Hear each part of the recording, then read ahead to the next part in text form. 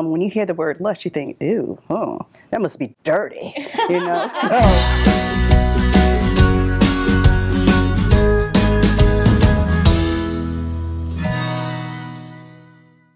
Most of us know when we're in love, and many of us have felt lust. But what is the difference between love and lust? Lust can be really fun and rarely really fulfilling, but it can be really fun and very invigorating. And I love an old Woody Allen comment where he once said, "Sex without love is a shallow experience, but as shallow experiences go, it's one of the best." So basically, I really think that lust is really about getting, and love is about giving. And in the giving, we receive more and more.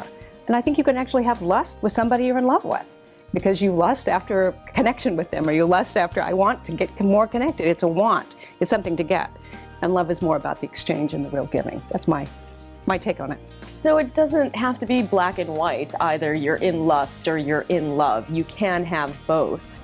And is that something that you guys think as well? What's the difference between lust and love? So I think lust gets such a negative connotation. When you hear the word lust, you think, ew, that must be dirty, you know? So when you think about it, but with love, you think, oh, the fluffy hearts and everything. So I think, as you said, lust could be good, especially, I think a lot of marriages lack lust. So how can you bring that? Is that what we call lackluster? So we call lackluster. Bringing that spice into it is bring a little lust into your marriage, but I mean, keeping it between husband and wife, you know, but just, we can add that spicy element to the love. Do we think that some relationships start in lust and then progress into love? Is that a possibility? I think they can, and oftentimes, you know, when we talk about lust in Boys Before Business, we actually talk about it being right now.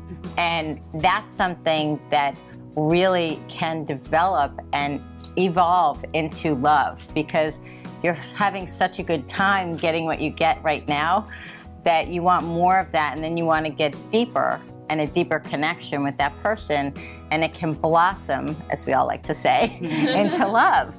But one of the things that I think oftentimes gets confused is that people want somebody so badly to be the one that they basically get lost in lust instead of lost in love. And they're not really sure, so they think that sex is love. And I totally agree with you, Carolyn, because what also happens is once you're in love, don't lose the lust. Yeah. And I think there's a misconception too that lust is something that happens or doesn't happen, as if we have absolutely no control over if we lust after someone or lust after something. So if you translate that into passion, which they're not exactly the same thing, but they're close. A lot of times people will say, oh, I feel passionate about this, or I don't feel passionate about that. But it's really taking a step back and looking about how you bring that passion out of yourself. Because if you look back to the times in your life when you were most passionate about a person or most passionate about a thing, chances are you were doing a couple things. You were taking care of yourself, you were having fun, you were at times making decisions for your own interest and not your children or your husband or anyone else in your life.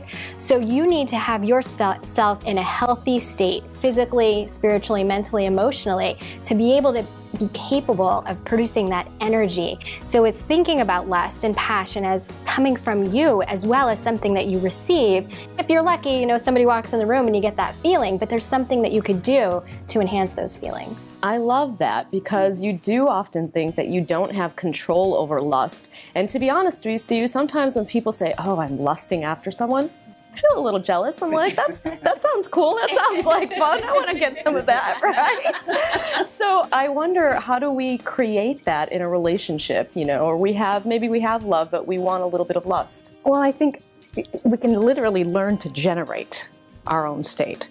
And the electric plant doesn't have electricity, it generates it. And if we want more aliveness and we want more passion that turns into that kind of fiery thing we call lust, we can literally choose to generate that. And I'd be interested, Crystal, in how you teach people to generate that.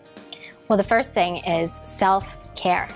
You know, especially as women nowadays, we have the job, we have the husband, we have the kids, we have responsibilities. Some of us have aging parents, and we run ourselves dry. We spread ourselves too thin. We can't have that energy to focus on those things when it's being zapped out of us everywhere else. So the first thing is self-care. And then it comes down to knowing what you like to do. And some people say, well, I don't even have time to figure that out, or 20 years have gone by since I spent time on myself. What am I supposed to do? You try things. You know, we all understand that lust can be in the moment. It can be about taking a little bit more than giving, perhaps, and it can be fun. It doesn't necessarily have to be dirty. But I think the real revelation is that we can generate lust. We can generate feelings of passion. There are steps, very practical ones, that we can take to bring that into our lives, into ourselves, and into our relationships.